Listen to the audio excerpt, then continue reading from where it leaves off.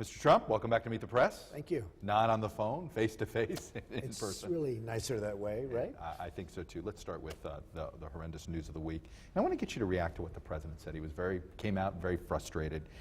He said, let me read you one of his quotes, "We spend over $1 trillion and pass countless laws and devote entire agencies to preventing terrorist attacks on our soil, and rightfully so. And yet we have a Congress that explicitly blocks us from collecting data on how we could potentially reduce gun deaths." How can that be?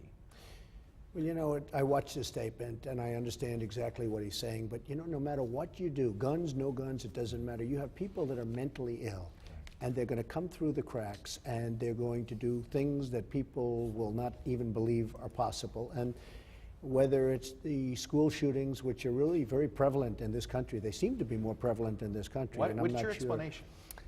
They're just sick people. They are mentally imbalanced and they probably see it happening here more so. Do you think we have more mentally ill people than other countries? I think what we have is I think we have copycats. I think they watch it and they see it here, maybe more than other places. And the world can be a pretty sick place in so many different ways, but we have mentally very unstable people, and that is going to lead. And you know, it's not politically correct to say you can have the best security, you can have the best everything, but people are able to get in and do this just terrible damage.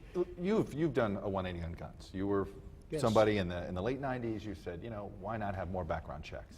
Now Well, you're for less it's background very checks. interesting. I actually carry a license, and It's very difficult to get here in New York City. very difficult. I have one, and I think it's a great thing to have. I mean, from my standpoint, I feel much better about But it. should it be difficult to get? Shouldn't it be something that's difficult to get? Well, I think what should happen is we should take care of a lot of the sick people that we have walking the streets. You know, in New York, I can tell you, they opened up hospitals because of the fact that it was so bad, and they let people out, and we have people walking around all over the country. We have it.